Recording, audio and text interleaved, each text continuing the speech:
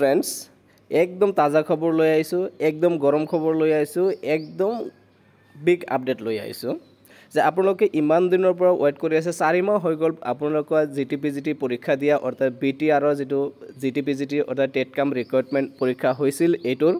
আৰু অসমতো দিছে কিন্তু আপোনালোকে অলৰেডি আমাৰ ভিডিও চাই আৰু কমেন্ট কৰিছে কেতিয়া বিটিআৰ ৰিজাল্ট কেতিয়া দিব আৰু ফেসবুকত বা সিএম সাৰৰ লগত বহুত কথা শুনি আছো তে আজি এই আপডেটটো লৈ আইছো আপোনালোকক একদম 2 মিনিটত জনাই দিম চাওক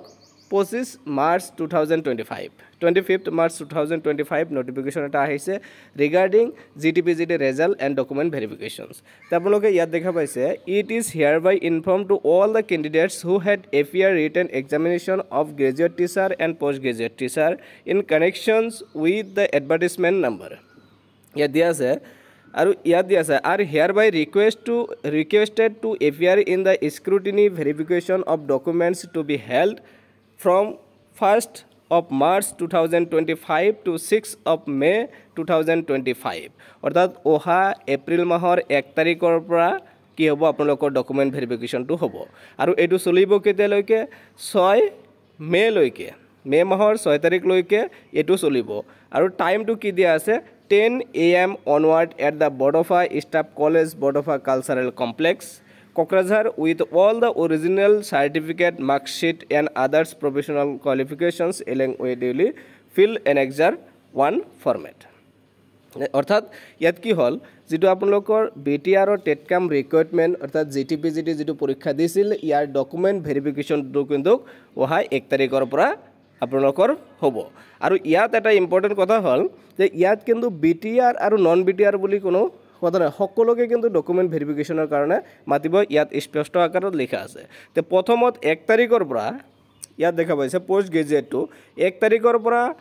10 তাৰিখ লৈকে অৰ্থাৎ এপ্ৰিল মাহৰ 1 তাৰিখৰ পৰা 10 তাৰিখ লৈকে আপোনালোকৰ পিজিটি যেটো আছে পিজিটিৰ কাৰণে ভেৰিফিকেশনটো হ'ব প্ৰথমত আছে 1 তাৰিখৰ পৰা 7 তাৰিখ লৈকে এইখিনি ক্যান্ডিডেট ফৰ বিটিআৰ এৰিয়া অৰ্থাৎ বিটিআৰৰ যিখিনি ক্যান্ডিডেট আছে ইহঁতৰ ৰোল নম্বৰখিনি ইয়াত দিয়া আছে এই ৰোল নম্বৰ হিচাপত 1 তাৰিখৰ পৰা 7 তাৰিখৰ ভিতৰত বিটিআৰৰ ক্যান্ডিডেটৰ ভেৰিফিকেশনখিনি হ'ব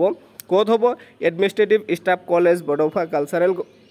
কমপ্লেক্স কোকৰাঝাৰ তাৰ পিছত আছে 8 তাৰিখৰ পৰা 10 তাৰিখ লৈকে 8 9 10 এই 3 দিন হ'ব candidate for non BTR area বিটিআৰৰ বাহিৰৰ যিবিলাক ক্যান্ডিডেট এপ্লাই কৰিছিল আপোনালোকে পৰীক্ষা দিছে আপোনালোকৰ কাৰণে ভেৰিফিকেশনটো হ'ব এইখিনি তাৰ লগতে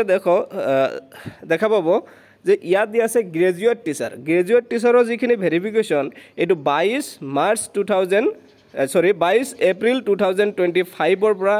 ইউজিটি অৰ্থাৎ ৰোল নম্বৰ 1 ৰ পৰা 760 লৈকে ভেৰিফিকেশন হ'ব এনেকৈ 22 এপ্ৰিলৰ পৰা কি হ'ব 6 মে লৈকে আপোনালোকৰ গ্ৰেজুৱেট টিচাৰৰ যেটো ভেৰিফিকেশন এটো অনুষ্ঠিত হ'ব আৰু এই ক্ষেত্ৰত ক্যান্ডিডেট ফৰ্স বিটিআৰ আৰু এই ক্যান্ডিডেটস ফৰ বিটিআৰৰ ক্যান্ডিডেটৰ কাৰণে 22 তাৰিখৰ পৰা 2 তাৰিখ লৈকে আপোনালোকৰ ভেৰিফিকেশনটো হ'ব ক'ত administrative staff college Bodofa complex cultural complex Kokrajhar তাৰে পিছত 3 তাৰিখৰ পৰা 6 তাৰিখৰ ভিতৰত এই 3 দিন হ'ব candidates for non BTR area অৰ্থাৎ বিটিআৰৰ বাহিৰৰ যিবিলাক ক্যান্ডিডেট গ্ৰেজুৱেট টিচাৰৰ এপ্লাই কৰিছিল আপোনালোকৰ ভেৰিফিকেশনটো অনুষ্ঠিত হ'ব তাৰপিছত লাষ্ট যিখিনি ইনফৰমেশন দিয়া আছে ইয়াত চাওক therefore the candidates are hereby directed to appear before the selection committee along with all the relevant documents and also request to download the annexure 1 format for the official website